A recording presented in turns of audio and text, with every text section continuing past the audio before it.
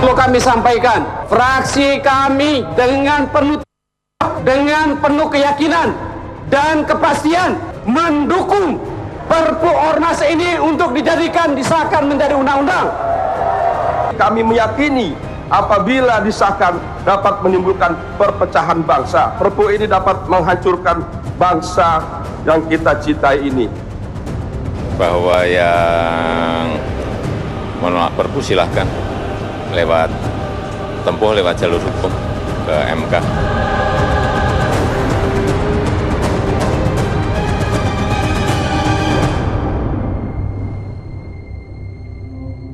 Saya pertama di DPR kaget. Ya, Undang-Undang Ormas disahkan DPR. Satu kalimat atau satu kata saya minta dari masing-masing narsum saya.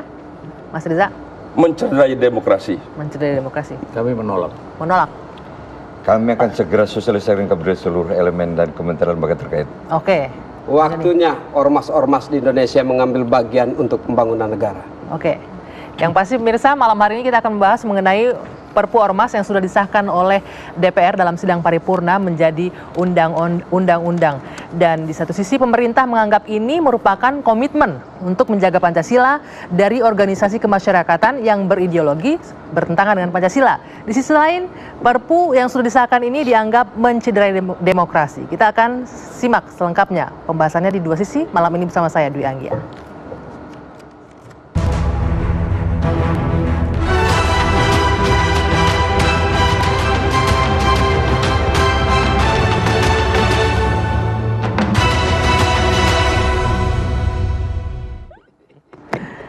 Cari yang vokal-vokal lagi.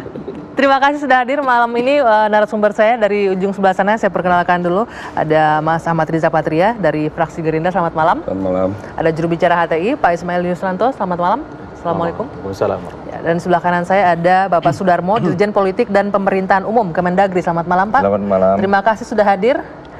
Dan dari fraksi Nasdem, Bang Joni G. Plate, selamat malam. Selamat malam, Anggi. Oke, saya ke Bang Joni dulu terlebih dahulu ya. Kemarin kalau kita lihat pengesahan Perpu menjadi undang-undang di paripurna cukup hangat sebenarnya ya, dengan ditolak oleh 3 fraksi saja. Tapi sebenarnya ini disetujui, alasannya apa dari 7 fraksi yang menyetujui ini? Jadi suasana paripurna Perpu Ormas nomor 2 kemarin itu adalah satu potret demokrasi Indonesia yang sudah mekar, ya sudah berkembang. Kita bisa berbeda pendapat, disaksikan oleh masyarakat, gitu ya.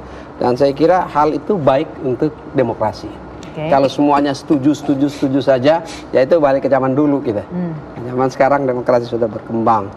Nah, kalau terkait dengan mengapa undang-undang itu 7 fraksi setuju, ada 3 tidak setuju. Saya tentu tidak bisa menjawab dari sisi yang tidak setuju.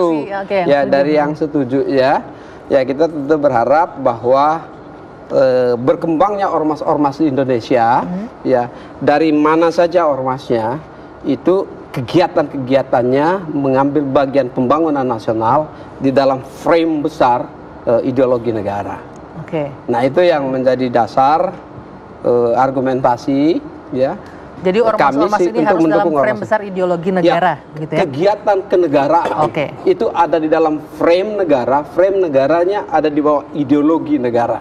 Yang tidak di dalam situ bukan bagian dari kegiatan negara. Sebentar. Nah, kalau kita lihat itu asumsi ya. Peta dukungan kemarin ada 3 fraksi yang menolak, termasuk diantaranya Gerindra yang profilnya sudah hadir malam ini. Mas Riza, mungkin Bapak-Bapak bisa melihat di depan layar terlebih dahulu. Ini ada 3 fraksi yang 7 fraksi yang menolak dan 3 fraksi yang 3 fraksi yang menolak. Ini ada Gerindra, PAN dan juga PKS. Selebihnya 7 mendukung. Mas Riza, apa yang menjadi poin terbesar penolakan untuk disahkannya Perpu ini kemarin? Ya bagi kami sebetulnya sederhana saja ya.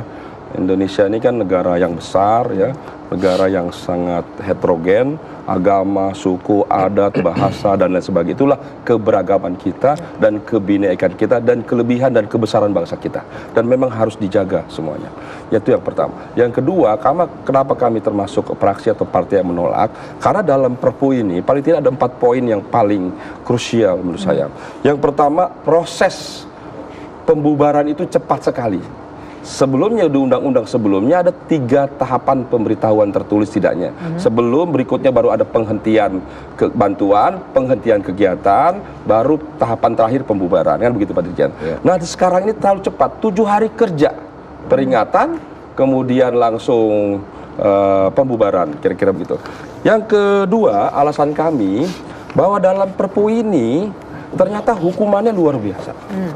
Sampai 20 tahun, bahkan sampai seumur hidup. Gitu. Ini hukuman yang berat ini. Tidak hanya Orde Baru, Orde Lama, tapi sejak kolonial Belanda. Kemudian yang luar biasa, saya juga tidak tahu. Saya yakin ini bukan dari Kemendagri, ini bukan gaya Mas Cahyo nih, ya kan?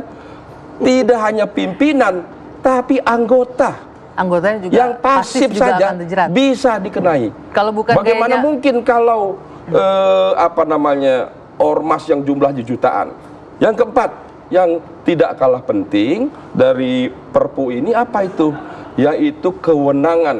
Nah, yang ini yang prinsip, kewenangan yudikatif, pengadilan diambil alih oleh pemerintah. Kita ini kan menganut trias politika, eksekutif, yudikatif, legislatif. Ada Itu yang kewenangan Anda bilang masing-masing. mencederai demokrasi. Ya, itu yang saya sebut mencederai demokrasi, melanggar Undang-Undang Dasar 45, tidak sesuai dengan ini melanggar hak asasi manusia dan melanggar prinsip-prinsip keadilan, begitu loh.